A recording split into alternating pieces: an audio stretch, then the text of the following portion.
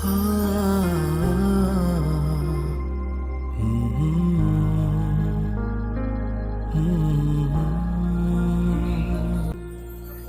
යාළුවනේ ඔන්න ඉතින් අද අපි යන්නේ කටිනේ බාර ගන්න. ඉතින් අද මං ඉන්නේ තලගල ප්‍රදේශයේ.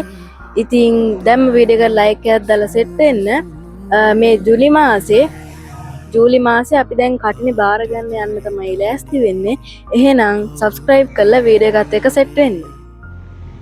හරි යාළුවනේ මං ඉතින් පන්සල් යන්නත් එක්ක මල් ටිකක් කඩන ගමන් ඉන්නේ. යාළුවනේ ඔන්න මේ අවුරුද්දේ හාමුදුරුවරු 4 නමක් වස්වසනවලු. ඉතින් ඒ හින්දා මෙන්න මේ විදිහේ පිරිකර 4ක් අපි හැදුවා. ඉතින් ඔන්න අපි පිරිකර ටික පන්සලට අරන් යන්න තමයි මේ ලෑස්තිය. ඉතින් වීඩියෝ එක ලයික් එකක් දාලා අපිත් එක්ක එකතු වෙන්න. මේ තියෙන්නේ මගේ අතේ තියෙන පිරිකරේ. හරි යාළුවනේ අපි ඔන්න පන්සලට ආවා. ඉතින් වස් ආරාධනාව කරන්න කලින් මේ පන්සලේ තියෙන දේවල් ටිකකුත් මං ඔයාලට පෙන්නලා ඉන්නම්. ඉතින් මුලින්ම අපි පඩිපෙළ නැගලා ගියාම අපිට බලා ගන්න පුළුවන් චෛත්‍ය රාජානන් වහන්සේ.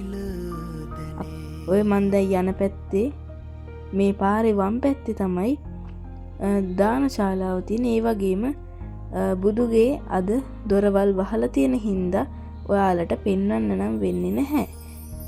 ඉතින් හරිම ලස්සන චෛත්‍යයක් තියෙනවා යාළුවනේ මේ පන්සලේ. ඒ වගේම මන් දැන් දැක්කා සල්ගසක්. ඉතින් ගොඩක් යාළුවෝ මේවා දැකලා නැති හින්දා මං ඔයාලට ඒකත් පෙන්වන්නම්.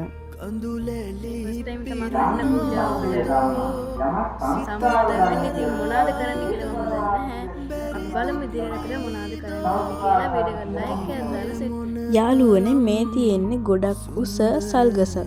ඉතින් මේ ගහේ ඔයාලට සල් ගෙඩිත් බලා ගන්න පුළුවන්. ඉතින් ඔයාලට මතක ඇති සිදුහත් කුමාරයා ඉපදුනේ සල් වනයක. ඉතින් ඔයාලට හිතා ගන්න පුළුවන්නේ මේ ගහ කොච්චර උසයිද කියලා. මේ සල් ගෙඩියේ තියෙන්නේ මම වගේ දෙගුණයක් විතර උසින්. මම මේ zoom කරලා තමයි මේ සල් ගෙඩි ටික කැප්චර් කරගත්තේ. හරි ඉතින් අපි දැන් චෛත්‍ය වටේ ගිහිල්ලා බලමු. චෛත්‍ය නම් යාළුවනේ මාරම ලස්සනයි. සුදු සහ රන් පාටින් ලස්සනට පේන්ට් කරලා තියෙනවා. හරිම පිළිවෙලයි, හරිම පිරිසිදුයි. ඉතින් යාළුවනේ වස් ආරාධනා කරන්න තාම හාමුදුරුවරු වැඩලා නැති හින්දා තමයි මම මේ ඔයාලට පන්සල පෙන්වන්නේ. හරිම ලස්සනයි ඉතින් පන්සල.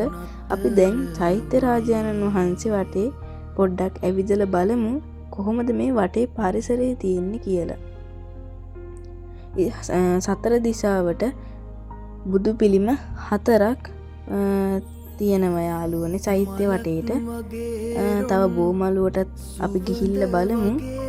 අද යාළුවනේ ටිකක් බැහිබර අහසක් අපිට දැක ගන්න පුළුවන්. ඉතින් මං ගෙදරට ආවෙන් පස්සේ නම් ලොකු හුලඟක් ගියා. ඒත් බැස්සේ නැහැ. ජීවිතයේ සුව අපමණ වේ දොලක් වගේ දිය දොත් මේ තියෙන්නේ මං ඔයාලට කලින් පෙන්නපු සල්ගහ. හරි යාළුවනේ අපි දැන් බෝමළුවටත් යමු. මේ පන්සලේ නම් යාළුවනේ හැම තැනම ශාක තියෙන හින්දා හරිම හෙවණයි. පොඩි අඳුරු ගතියකුත් තියෙන හින්දා මාර්ම වයිබ් එකක් තියෙන්නේ පන්සලේ. ඉතින් යාළුවනේ 2026 ජූලි මාසේ 29 වෙනිදා ඉතින් මේ කටින පින්කමේ තවත් වීඩියෝස් ඉදිරියට ඔයාලට ගේන්නම්. ඉදිරියට තියෙන වැඩ කටයුතුත් එක්ක මේ ඉදිරියට ගෙන වීඩියෝසුත් බලන්න. මං කලින් ගෙන ආපු වීඩියෝසුත් බලන්න. මොකද ඔයාලට ඓතිහාසික දේවල් ගොඩක් මම මේ ළඟ ඔයාලට ගෙනාව ට්‍රැවල් කරලා. එහෙනම් මම පොඩ්ඩක් කතා නොකර ඉන්නම්. ඔයාලා බෝධි මළුව වටේ ගිහිල්ලා සිරි නරඹන්න. දුකම කොයි තරම් සතුටක්ද. අද යාළුවනේ පොය දවසේ හින්දා දානශාලාවේ බණක් යනවා. ඉතින් ඒකත් එක්ක ඒක සද්දේ අපිට නොයිස් එකක් ඇහෙන හින්දා මං එඩිට් එකේදී ඒ බණ ශබ්දය ඉවත් කරලා තමයි මේ ඔයාලට ඇහෙන වොයිස් ඕවර් එක දාලා තියෙන. ඒකින්ද ඔයාලට කිසිම නොයිස් එකක් අද ඇහෙන්නේ නැහැ.